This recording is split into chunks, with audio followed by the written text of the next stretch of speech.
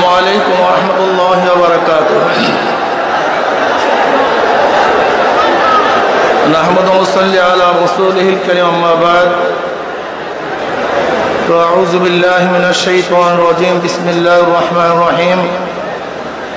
In তাত্তাকুল্লাহা ইয়াজআল লাকুম ফুরকান। সাদাকাল্লাহুল আলিয়্যুল আযীম।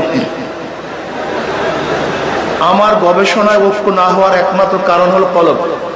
আমার গবেষণায় ভুল না হতে পারে, নাও হতে পারে।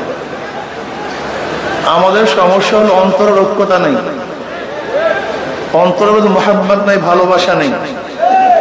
এই জন্য যতই ঐক্য করি না কেন ঠিক থাকে না।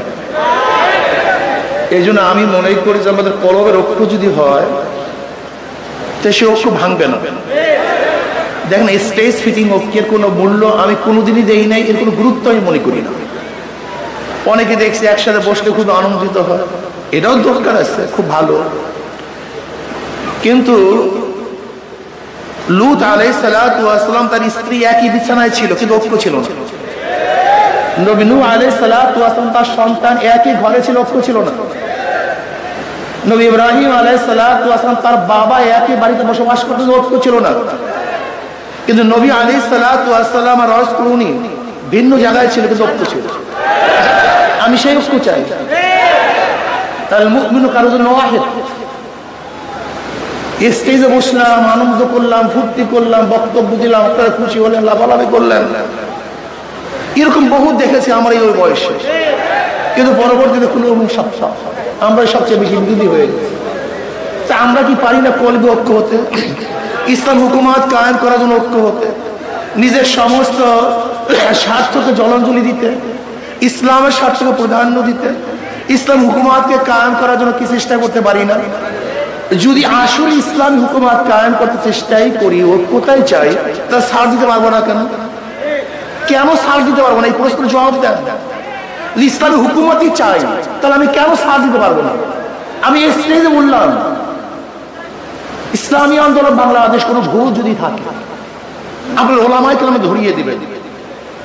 যদি মনে করেন এইটা বাদ দিতে হবে, সেইটা বাদ দিতে হবে, সেইটা বাদ দিতে হবে, বাদ দেবো। ঐক্য চাই, স্থায়ী ঐক্য চাই, বুনিয়াদ মারসুসের ঐক্য চাই। স্টেজ ফিটের ঐক্য আমি কোনোদিনই পছন্দ করি না, কোনো মূল্যই আমার কাছে নেই। আফগানিস্তানে কলবি ঐক্য ব্যতীত বিশাল একটা জয় করেছিল, পরবর্তীতে তাদের মধ্যে সবচেয়ে বেশি মারামারি কাটাকাটি হয়েছে। কিন্তু পরবর্তীতে এককভাবে নেতৃত্ব দিয়েছে, আর কোনো মারামারি কাটাকাটি হয়নি। আপনি কি ভেবেছেন? ধরে নেন, আল্লাহু ফজদান।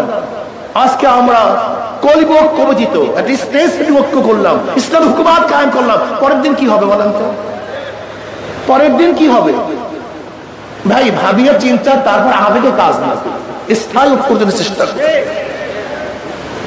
দেখেন, স্টেজ ফিটিং কথার মধ্যে অনেক স্বাদ আছে। ডায়াবেটিস রোগীর জন্য মিষ্টির মধ্যে বহু স্বাদ আছে, কিন্তু ভবিষ্যৎ যদি ভালো না। তো স্টেজ ফিটিং ঐক্যের মধ্যে অনেক স্বাদ আছে, কিন্তু ভবিষ্যতে ভালো দেখি না। এটা প্রয়োজন নেই তা বলছি না, কিছু মনে করি না।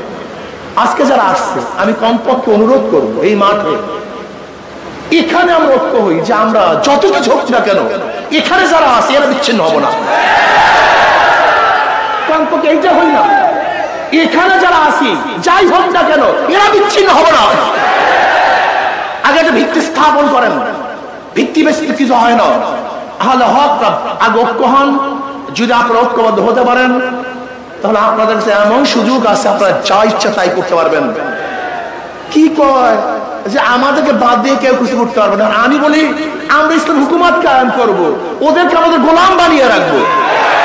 আমাদেরকে বাদ দিয়ে মানে কি আমরাই ক্ষমতায় যাবো? ক্ষমতা যাবো আমরা, আর বের যাবে কে?